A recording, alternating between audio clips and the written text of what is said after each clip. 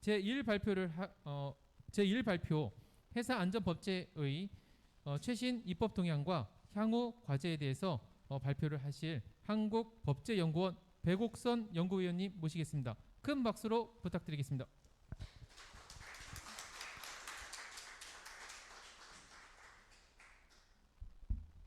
예, 안녕하세요. 한국법제연구원의 백옥선입니다. 우선 해사법학회에서 오늘 발제할 기회를 주셔서 감사드린다는 말씀을 먼저 드리고요. 사실 제가 이 해사법 전공자가 아닌데 학회에서 발표를 이렇게 시켜주신 것만으로도 좀 굉장히 개인적으로도 기분이 좋고 오늘 이제 저 발표에 대한 이제 토론을 듣고 저도 공부를 좀 할 수 있겠다는 생각을 하고 왔습니다. 처음에 이제 발표를 해달라고 말씀을 주셨을 때 주제가 해사안전법의 현재 재개정 논의에 대한 부분을 그런 주제로 이제 주셨는데요.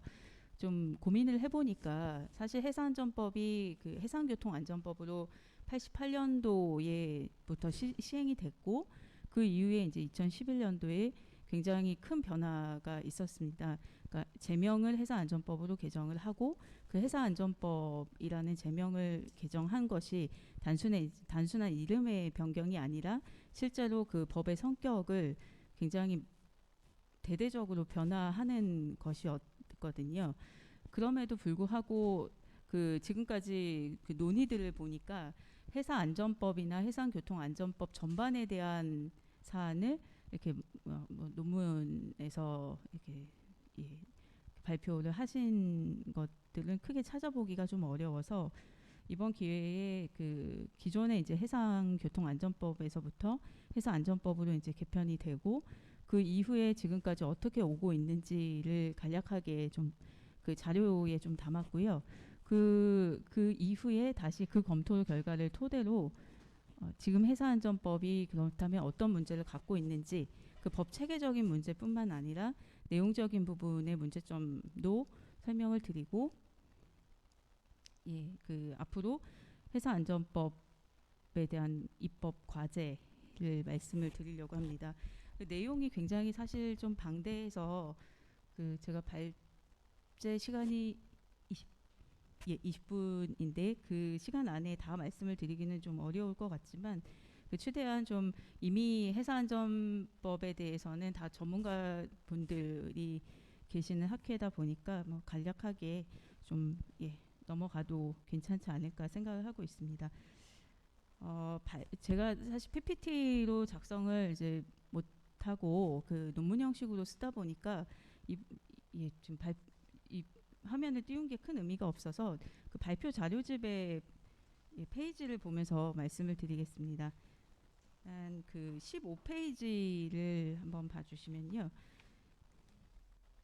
방금 말씀드린 대로 해상교통안전법이 이제 88년도에 시행이 됐고 그 당시에 이제 목적은 사실상 해상교통의 안전을 위한 질서법 혹은 규제법으로 이제 출발을 했습니다.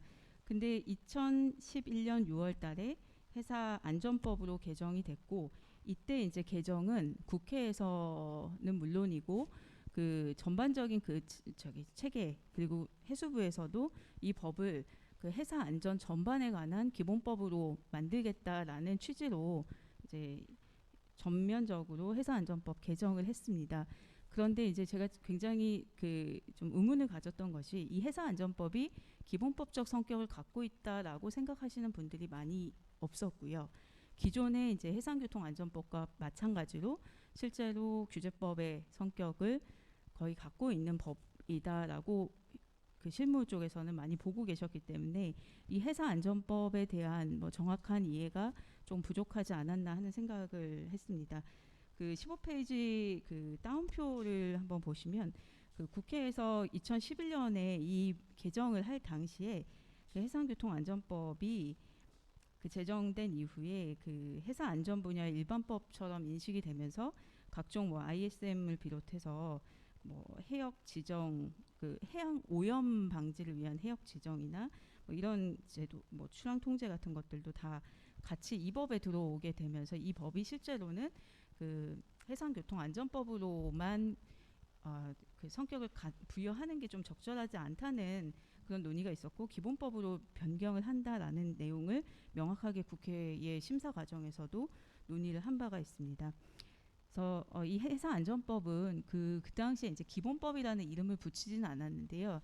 아마도 해양수산발전 기본법이 있기 때문에 동일하게 그 같은 해수부 내에 기본법이라는 거를 두 개를 붙이기가 조금 뭐 그렇지 않았나 하는 생각이 들고요. 그렇지만 이 해상안전법으로 개편이 되는 그 과정에서 이제 체계들 보면 그 각주 4번인데요. 그 총칙 부분하고 해상 안전관리 부분을 안전관리 계획 부분을 굉장히 이제 강화를 했고 이 총칙에서 해상 안전관리라고 하는 개념을 굉장히 광범위한 개념으로 설정을 했습니다. 그래서 이게 사실상 의미하는 것은 그 우리가 법명에 기본법이라는 이름을 붙이든 붙이지 않든 간에 성격이 그 이 해상 안전관리라는 개념처럼 추상적이고 좀 포괄적인 개념을 사용하면서 그 여러 관련 법들에 영향을 미치는 사항을 담고 있으면 우리가 그 기본법이라고 얘기를 하고 있거든요. 그래서 이 해상안전법의 그 체계를 그 1장, 2장 그리고 그 이후에 이제 그 해양 안전에 관한 장 뭐 이런 것들을 이제 만들면서 해상안전법을 좀 기본법적인 성격을 굉장히 강조하려는 개편이 있었다라고 이제 볼 수가 있습니다. 그리고 17페이지에 이제 보시면 근데 이 해상 안전 관리라고 하는 개념이 어디까지인지가 사실 좀 명확하지가 않습니다. 근데 그도 그럴 것이 이제 해상 안전 뭐 이 법률에서 어떤 분야의 안전이란 무엇이다 이렇게 설정할 수가 없기 때문에 그 안전이라는 개념 속성상 그렇습니다. 그래서 이 해상 안전 관리라고 하는 개념으로 해서 그 관리에 각종 이제 선원, 선박 소유자, 선박 뭐 각종 시설 이런 것들을 전체적으로 포함한 것들을 이제 종합적으로 체계적으로 관리를 해서 그 사고로부터 사람의 생명, 신체 그리고 재산의 안전을 확보하기 위한 모든 활동 이렇게 규정을 두고 있기 때문에 해상 안전관리 개념이 굉장히 넓은 범위로 설정이 되어 있고요. 그러다 보니까 이 해상 안전관리의 개념이 점점 그 안전관리 단계가 진화하게 되면 될수록 해상 안전관리의 범위가 넓어지고 관련 법제의 범위도 굉장히 이제 넓어지는 그런 상황입니다. 그러다 보니까 이제 최근에 뭐 교통관제법은 해상안전법에 있다가 떼어져 나간 것이긴 하지만 교통관제법이나 선박의 입출항법 그리고 이제 지능형 해상교통 정보 서비스의 제공 및 이용 활성화법 같은 것들이 이제 새로 제정이 되고 있는데 이 새로 제정되는 법률과 해상안전법의 관계를 어떻게 설정할 것이냐 이런 부분에 대해서도 지금 명확하게 논의가 되지 못하는 상황이고 그 역시 이제 뒤에서 말씀드리게 되는 해상안전법의 기본적인 그 위상이나 체계상의 문제에서 좀 비롯되고 있다라는 것을 이제 말씀드릴 건데요. 어쨌든 이 해상안전관리 개념이 굉장히 추상적이고 포괄적이기 때문에 이 개념 자체에 따라서 해상안전 관련 법제의 범위는 계속돼서 확장될 것이고 이런 확장되는 그 관련 법제를 모두 다 해상안전법에서 포괄할 수 있어야 된다라는 관점에서 이제 좀 봐주시면 좋을 것 같습니다. 18페이지에 그 해상안전법 입법 동향인데요. 이게 그 사실상 그 워낙에 개정이 많이 됐던 법률이어서 그 이전 단계 그 해상교통안전법 단계에서의 개정 사항까지는 검토를 하지 않았고 2011년도 전부 개정 이후에 개정 사항들을 한번 검토를 해봤습니다. 그랬더니 이제 크게는 그 안전 확보를 위한 그 규제를 강화하거나 신설하는 개정으로 구분할 수가 있고 하나는 이제 규제 완화나 합리화 차원에서의 개정 두 가지로 이제 구분을 할 수가 있는데요.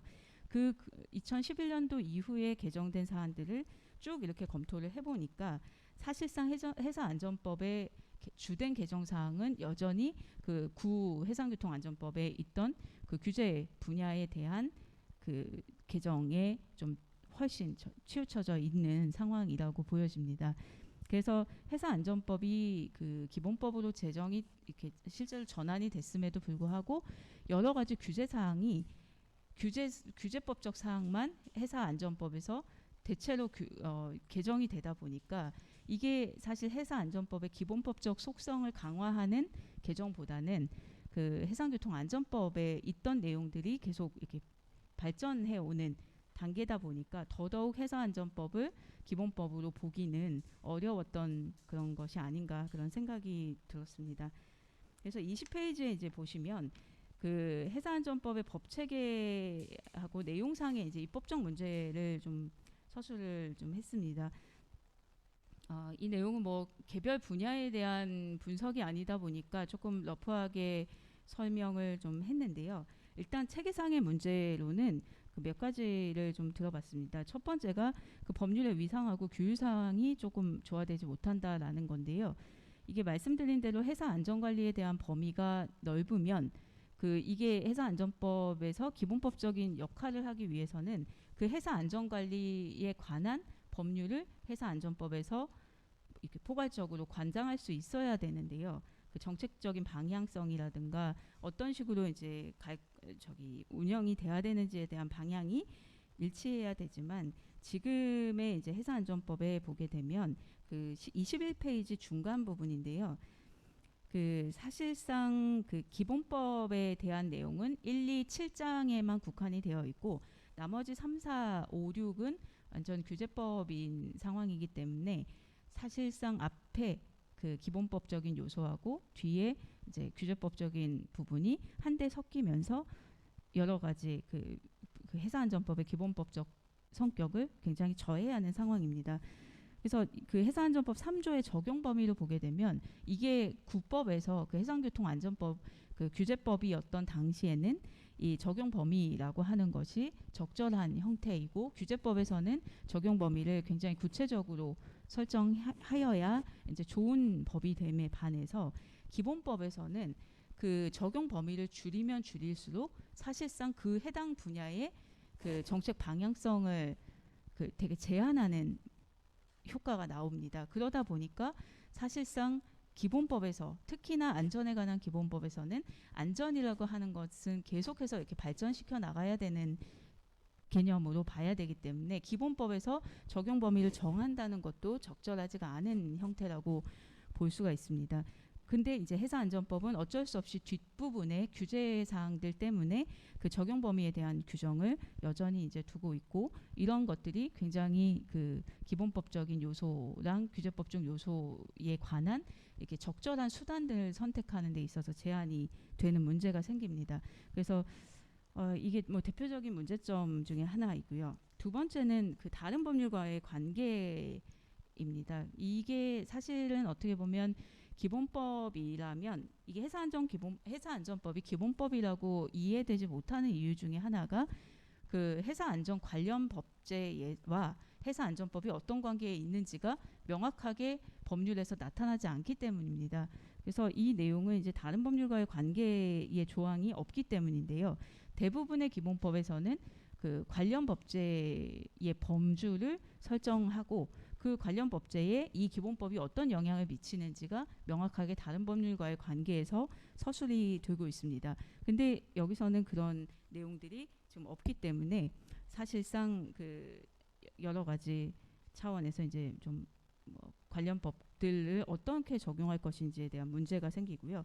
다음 페이지 22페이지 보시면 이게 다른 법률과의 관계를 두지 않는 것은 기본법적인 차원에서도 이제 문제가 되고 규제법적 차원에서도 다른 법률하고 유사한 사안을 중첩적으로 적용할 때 어느 법을 우선할 것인가 이것도 문제가 되기 때문에 해사안전법의 기본법적인 조항들에 대한 한계는 물론이고 규제법적인 그 내용도 그 다른 법률과의 관계 조항이 없기 때문에 여러 가지 그 적용상의 문제가 생긴다 이렇게 볼 수가 있을 것 같고요. 그리고 그 새로운 입법 수요 반영을 위한 체계상의 한계 이 부분은 그 방금 말씀드린 대로 이 양자가 막 섞여 있기 때문에 사실상 새로운 입법 수요가 나타나면 기본법에다가 일단 근거를 넣고 좀 추진을 하다가 그 관련 법제를 이렇게 만들어내는 형태로 법제가 발전을 하는데 지금의 형태는 이 여러 가지 사안들이 같이 섞여 있다 보니까 그런 내용들을 넣기가 어려워서 뭐 예컨대 회사 산업의 진흥, 육성을 위한 사항을 별도법으로 제정하는 걸 검토하고 있다던가 아니면 뭐 자율운항 선박에 대한 관련된 그 활성화 법안을 별도법으로 한다던가 이렇게 중간 단계를 이렇게 받쳐줄 만한 근거법제가 없다라는 게 지금 가장 좀 문제입니다. 그래서 그런 내용이 이제 3번에서 입법 수요 반영을 위한 체계로도 한계가 있다라는 것이고요.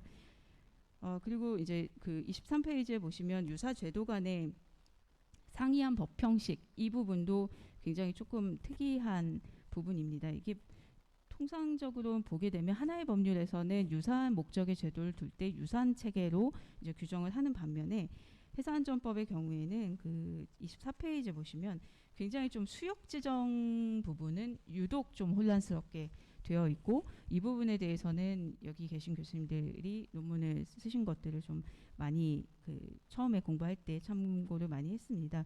나중에 그 인용을 좀 했어야 되는데 예. 다음에 하도록 하고요. 근데 이제 수역 지정에 대한 부분들은 굉장히 조금 그 밑에 이제 각주 17번을 보시면 조금 굉장히 좀 이게 지금 해상안전법에 있는 내용들을 전체적으로 이렇게 정리를 한 것인데요. 그 지정의 방식도 장관이 지정하는 방식이 있고 영으로 정하거나 고시 규칙으로 정하는 방식이 지금 저기 다 이렇게 좀 체계가 다르게 되어 있습니다. 그러다 보니까 되게 유사한 제도인데 여기저기 이제 흩어져 있고 처음 이 부분을 보는 사람들은 각각의 이제 제도가 뭔가 다른 목적이 있는 것인가라는 생각을 하게 되는데요. 이렇게 약간 혼란스러운 체계 같은 것들은 전체적으로 좀 정비를 할 필요가 있는 사항이고 그 안전법제의 형태로도 좀 적절하지가 않다라는 생각이고요. 뭐 교통안전 특정해역 같은 경우는 뭐 저기 그 조문 자체만으로도 좀 충돌되는 그러니까 조문의 구조도 좀 적절하지 않은 그런 문제들도 있어서 이런 전반적인 법 체계적인 문제들을 다 해결할 필요가 있다라는 것입니다. 그래서 두 번째 25페이지를 보시면 이제 내용상의 문제인데요. 일단 회사안전법이 기본법임에도 불구하고 기본법적인 요소가 굉장히 적게 규정이 되어 있어서 실제로 이게 기본법의 역할을 하기에 굉장히 좀 한계가 있다라는 내용을 좀 정리를 했습니다. 그래서 그 부분은 이제 뭐 특별히 더 설명드리지 않아도 될 것 같고 두 번째 이제 법률 유보 차원의 개정하고 용어에 대한 보완이 필요하다는 생각인데요. 이 해상안전법에 이제 보게 되면 사실상 그 법적인 측면에서 법에 반드시 규정을 둬야 되는 것들을 좀 모호하게 규정을 하고 있는 것들이 있습니다. 그러니까 법에서 법만 봐서는 어떤 의무를 가지는지 어떤 내용을 이제 준수해야 되는지를 좀 명확하게 알 수가 없는 그런 문제가 있고요.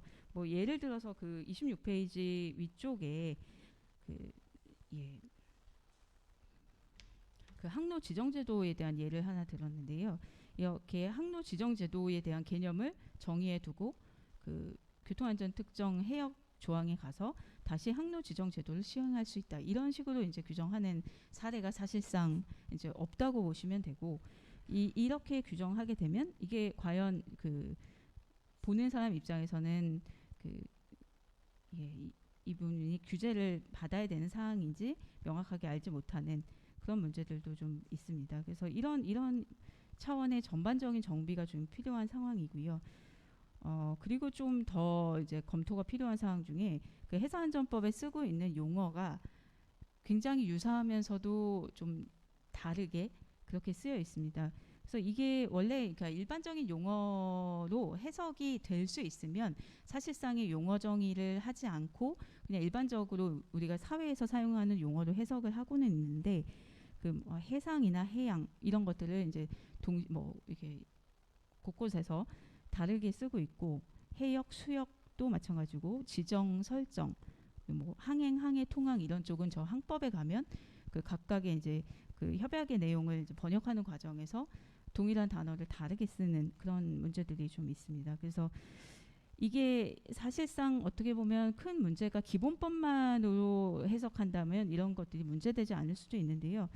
그 이제 규제 사항에서는 항로 개정과 같은 것들은 그 해사안전법에 쓰는 다양한 항로의 개념이 다 각각 성격이 다릅니다. 그러다 보니까 규제 항로를 말하는 것인지 그냥 일반적인 선박의 통항로를 말하는 것인지 명확하지 않은 것들이 있고요. 그래서 이게 규제의 대상이 어디까지인지를 파악하지 못하는 그런 문제들이 있습니다. 그래서 그 대표적인 예가 뭐 해사안전법 34조 같은 내용이 이제 그 여기 누구든지 항로에서 행위를 해서는 안 되는 사항을 규정하고 있는데 이때 항로가 무엇인가 뭐 이런 것들이 좀 명확하지 않습니다. 근데 이거는 이제 연역을 살펴보니까 해상교통안전법에서 그 해사안전법으로 넘어오는 과정에서 약간 체계 개편 과정에서 조금 누락된 것으로 보여지고 이런 것들이 상당수가 지금 해사안전법에 존재하고 있습니다. 그래서 이런 부분도 전체적으로 한번 이제 검토를 해야 되고요. 그리고 벌칙의 대상도 명확하지가 않은 문제들이 좀 있습니다. 그래서 뭐 예를 든 것이 뭐 해사안전법 43조의 경우에 그 벌칙의 대상자가 누구인지를 좀 파악하기 어렵다라거나 항법에서 그 선박이 어떻게 해야 된다 어떤 준수 사항을 정하고 있는 주체를 이제 선박은으로 시작을 하고 있기 때문에 이게 과태료 부과가 적절한지에 대한 거는 이제 변론을 하더라도 어쨌든 과태료를 누구한테 부과할 것인가 이 부분도 좀 명확하지가 않기 때문에 이런 부분이 좀 보완이 돼야지만 규제법적으로도 좀 내용을 지금 좋은 법이 될 수 있다라는 것이고요. 그리고 세 번째는 그 해사안전관리 규제 주체상의 한계인데요. 이거는 해상교통안전진단에 대한 문제입니다. 그러니까 보통 안전법제에서는 다 그 소관 부처에서 직접 안전관리 의무를 그러니까 안전관리에 대한 책무를 지게 되고 다 그 이런 해사안전법의 경우에는 해수부 장관이 의무를 이 안전관리를 해야 될 그 주체인데요. 유독 이제 해상교통안전진단에 대해서는 협의제도를 쓰고 있고 실제로 그 뭐 각종 공유수면 점사용 허가를 하는 등의 예컨대 그런 그 처분기관의 그 권한 행사에 해수부 장관이 약간 그 보태는 식으로 의견을 내는 방식으로 그 진단제도가 규정이 되어 있습니다. 그래서 이런 형태의 법제가 있는가를 좀 검토를 해봤는데요. 실제로 이런 형태의 안전법제에서 협의제도를 운영하고 있는 사례는 없습니다. 근데 해상교통안전진단을 도입하는 당시에 그 해수부에서 이제 나온 자료들을 보면 그 뭐 저기 환경 영향 평가 제도를 좀 참고했다고 보고 있고 그렇다 보니까 해역 이용 협의에서도 그렇고 다 환경 영향 평가법의 체계를 따르고 있습니다. 그래서 이 부분이 사실상 안전법제에선 적절하지 않다고 보고 있고 적어도 이 협의의 형태를 유지할 것이라면 동의제도라고라도 이름을 좀 변경하는 것이 좋다고 생각하고요. 일본법에 보게 되면 이 안전진단과 유사한 성격의 내용을 그 허가제도로 운영을 하고 있습니다. 그래서 그 부분과 관련해서도 이게 안전관리의 주체를 좀 명확하게 우리도 허가제도로 할 필요가 있다라는 생각인데요. 만약에 이렇게 지금 현재 상태의 제도를 무조건 허가로 바꾸면 맞지 않는 부분이 굉장히 많습니다. 일본에서도 특정 해역에 대해서만 허가제도를 하고 있는 것이나 마찬가지이기 때문에 우리 법에서 전체적인 그 해사안전법의 적용 영역 전체를 그 안전진단 허가라고 해버리면 조금 과잉적일 수가 있어서 이 진단제도의 개편을 위해서는 사실상 이 규제 수역을 어디까지 할 것인가 이 부분이 굉장히 선행적으로 연구가 먼저 필요한 부분입니다. 그래서 이 부분은 이제 앞으로 좀 검토가 돼야 되는 부분이라고 보여집니다. 그래서 여기까지가 이제 내용적인 부분이었고요. 시간이 얼마 남지 않아서 간단하게 그 입법적 과제를 말씀을 드리면 그 해사안전법이 이제 기본법으로서의 위상을 지금 갖지 못하기 때문에 해사안전 분야의 그 통일적인 정책 방향에 따라서 그 정책 운영이 쉽지 않은 측면이 있고 여러 가지 새로운 입법 수요를 반영하기도 어렵기 때문에 이 이런 부분에 대해서는 이제 분법이 좀 필요하다는 논리를 좀 작성을 했고요. 이 분법이 보통 이루어졌던 케이스들이 많지는 않습니다. 우리 입법 역사에서. 근데 사실상 굉장히 좀 복잡한 영역에서 우리 지금 해사안전법 같은 형태에서는 이런 기본법을 제정함으로써 이런 문제들을 해결하는 입법 방식을 취해왔기 때문에 그 해사안전법을 그 기본법 해사안전기본법으로 하나 규정을 두고 그 국법상의 그 해상교통안전법과 같이 해상교통안전법이라고 해서 규제법으로 형태를 유지를 하고 그 이후에 이제 필요한 내용에 대해서는 별도 법으로 제정을 해나가는 방식으로 분법을 할 필요가 있다고 생각이 되고요. 그래서 뭐 결국은 이제 2011년도 그 전부 개정 당시에 그 전부 개정을 할 것이 아니라 처음부터 2011년에 해사안전기본법을 그냥 제정을 하고 그 기본법적 요소만 가지고 별도로 떼서 기본법을 제정하고 나머지는 그냥 해상교통안전법으로 뒀었던 게 오히려 법체계에 맞는 그 개정이었던 것 같고요. 근데 이미 이제 한 10년 정도 다시 이제 시장에서 다시 해사안전법이라고 하는 것들이 나왔기 때문에 이제는 그걸 다시 돌리는 방식으로 그 해사안전기본법을 이제 제정을 하되 지금과 같은 조항만으로는 해사안전기본법의 역할을 어차피 못하기 때문에 그 뒤쪽이 31페이지에 그 저기 중간에 세 번째 문단 부분부터 이런 각종 이제 법적인 관계, 기본 이념이나 뭐 책무 조항도 좀 강화를 하고 그 다른 법률과의 관계도 명확히 하고요. 그리고 개별 분야로도 뭐 회사 산업에 대한 육성에 대한 부분, 그리고 각종 기술 개발에 대한 지원, 안전 분야 기술 개발 지원이나 뭐 이런 내용들도 다 이제 기본법에 반영을 할 필요가 있을 것 같고요. 인력 양성 그리고 뭐 해상 교통 체계에 대한 구축에 대한 근거도 넣고 그 물적인 뭐 부분에 대한 기준 뭐 표준화 뭐 이런 부분도 이제 다 반영을 할 수가 있을 것 같습니다. 그다음에 그 32페이지에 이제 보시면 그 해상교통안전법은 이제 제정이라고 표시를 했는데요. 이게 좀 입법 기술적으로 조금 이해가 잘 안 되실 수도 있긴 한데 이게 그 앞에 해사안전법은 전부 개정을 통해서 해사안전기본법으로 하고요. 뒤에는 이제 해상교통안전법은 별도로 이제 그 지금의 해사안전법에서 떼서 해상교통안전법을 이제 제정을 하는데 앞서서 말씀드렸던 각종 그런 문제 사항들을 전반적으로 한번 개편할 필요가 있다라는 것이고요. 근데 이제 항법에 대해서는 그 전부 개정을 하는 그 당시에도 항법은 성격이 좀 다르다. 그러니까 그 해상교통안전법을 별도로 제정한다고 하더라도 여기서 또 한 번 항법에 대한 것들은 분리하는 것이 그 법 체계적인 측면에서는 좀 타당한 것 같습니다. 그래서 이 내용적인 측면에서 그 해상교통안전법을 제정하더라도 굉장히 이제 많은 분야의 개정이 좀 필요한 상황입니다. 그리고 네 번째가 이제 써놓은 부분이 해상교통안전진단제도는 물론이고 그 해양 공간에서 선박의 교통로를 좀 확보하기 위한 법 제정이 좀 필요하다는 논의입니다.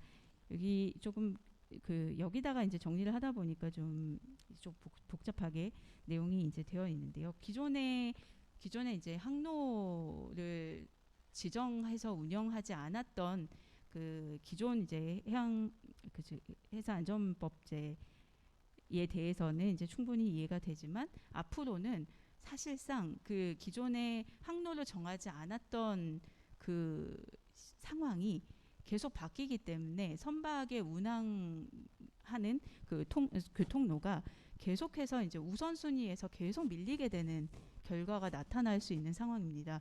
그래서 이게 이제 적절하냐라고 하는 부분에서 좀 공간 관리 차원에서 그 선박 교통을 위한 아주 필수적인 항로 교통로는 좀 확보를 할 필요가 있는 상황인데요. 지금은 전혀 그 해양교통공간법에서도 그렇게 검토를 그 해상교통로에 대해서 기존의 항로를 인정해줄 만한 시스템이 되어 있지 않고요. 그리고 각종 그 공유수면법에 따른 허가는 물론이고 실제로 해상교통 안전 진단이 할 수 있는 범위도 한계가 있기 때문에 이 해상교통로에 대한 뭐 조사 분석을 통해서 어느 지역이 이제 선박 통항이 굉장히 오랫동안 이루어져 왔던 부분이다라는 것을 좀 파악하고 그 부분에 대해서 최소한으로 그 교통 공간을 좀 확보를 해놓을 필요가 있는 상황이고, 이것을 위해서는 이제 별도로 해상교통노에 대해서 조사 연구하고 이 부분을 그 각종 다른 공간계획법제와 각종 허가 관련 법제에 반영할 수 있는 체계를 마련할 필요가 있다라는 차원에서 이 해상교통로 구축 및 관리법을 또 제정하는 것이 지금 이제 최근에 해상 안전 분야에서 가장 좀 필요로 한 항목이라고 보여집니다. 그래서 여기까지 발표를 마치도록 하겠습니다. 감사합니다.